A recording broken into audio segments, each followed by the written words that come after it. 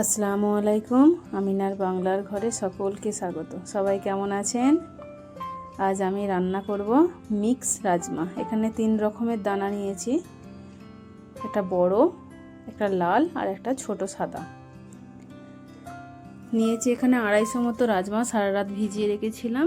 আর নিয়েছি একটা মিডিয়াম সাইজের আলু। রাজমা আলু একসঙ্গে সেদ্ধ করে নেব। প্রেসার কুকারে ঢেলে নিলাম, আলুটাও দিয়ে দিচ্ছি।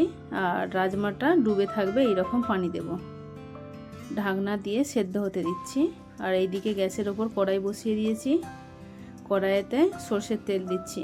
রাজমা একটু সরষের তেলে রান্না করলেই ভালো হবে।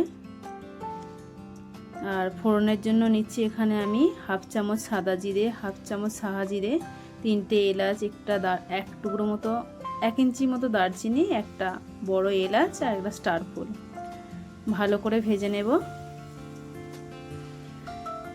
ভাজা হয়ে গেছে, এবারে কোচানো পেঁয়াজটা দিয়ে দিচ্ছি। এখানে মিডিয়াম সাইজে 2টো পেঁয়াজ নিয়েছি, ভালো করে ভেজে নেব। একদম লাল করে ভাজবো না, লাল করে ভাজলে পেঁয়াজটা তাড়াতাড়ি সেদ্ধ হবে না বা সবজির সঙ্গে ভালো করে মিশে যাবে না। পেঁয়াজ ভাজা হয়ে গেছে, দিচ্ছি কোচানো টমেটো। এখানে 2টো টমেটো আছে আর গোটা 4-5 কাঁচা লঙ্কা মাঝখান দিয়ে চিড়ে নিয়েছি। দেব নুন, তাড়াতাড়ি সেদ্ধ হওয়ার জন্য টমেটোটা বা গলে যাওয়ার জন্য। ভালো করে কষিয়ে নিচ্ছি। আর তাড়াতাড়ি সেদ্ধ হওয়ার জন্য দিচ্ছি ঢাকনা। এই দেখুন হয়েই এসছে। ঢাকনা খুলে টমেটোটা একটু ম্যাশ করে নেব। আমার এই ভিডিওটি যদি আপনাদের ভালো লাগে একটি লাইক করে চ্যানেলটি সাবস্ক্রাইব করবেন। দিচ্ছি এখানে 1.5 চামচ মতো আদা রসুন বাটা। আর বাকিটা ঘরোয়া মশলা যেটা আমরা সবসময় ব্যবহার করি সেই মশলাগুলো দিতে থাকবো। আদাটা দিয়ে ভালো করে কষিয়ে নিচ্ছি। এখানে নিচ্ছি হাফ চামচ হলুদ ধনের গুঁড়ো, হাফ চামচ হলুদের গুঁড়ো, 1 চামচ ঝাল লঙ্কার গুঁড়ো, আর নিচ্ছি হাফ চামচ থেকে একটু কম জিরের গুঁড়ো। ভালো করে মশলাটা কষিয়ে নেব যতক্ষণ না মশলা থেকে তেল আলাদা হচ্ছে। এখানে একটু পানির দরকার ছিল, পানি দিলাম। এই রাজমাটা আপনি ভাতের সঙ্গেও খেতে পারেন, নান, রুটি, পরোটা সবার সঙ্গে খেতে পারবেন।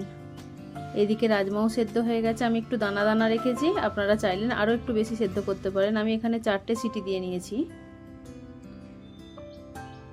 আর এইদিকেও তরকারি প্রায় রেডি। দেখুন তরকারি কষা থেকে মশলা থেকে অনেকটাই তেল ছেড়ে গেছে। এখানে আমি 1 চামচ তরকারিটা লাল হওয়ার জন্য কাশ্মীরি লঙ্কার গুঁড়ো দিলাম। আরও একটু কষাবো। এই দেখুন তেল ছেড়ে দিয়েছে মশলা থেকে। এবার সেদ্ধ করা রাজমাটা দিয়ে দিলাম। ভালো করে মশলার সঙ্গে মাখিয়ে নিচ্ছি বা মিশিয়ে নিচ্ছি। আলুটা কিন্তু গোটা গোটাই আছে, এখানে আমাকে আলুটা একটু ম্যাশ করে নিতে হবে। দাঁড়ান, একটা একটা করে ম্যাশ করে নিই। ছোট চামচে করে ম্যাশ করে নিচ্ছি। রাজমা সেদ্ধ হলেই মোটামুটি আপনার তরকারি একদম রেডি। মশলা কষাতে থাকবেন, ওইদিকে রাজমা সেদ্ধ হতে থাকবে।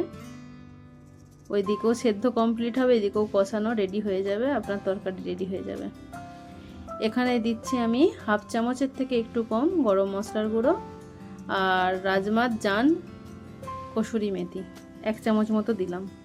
দিয়ে ভালো করে রাজমার সঙ্গে মিশিয়ে নিচ্ছি। ঢাকা দিয়ে 5 মিনিট মতো ফোটাবো। ফুটিয়ে বন্ধ করে দিয়ে এই দেখুন রাজমা একদম রেডি।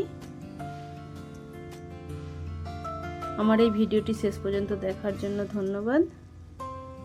সবাই ভালো থাকবেন।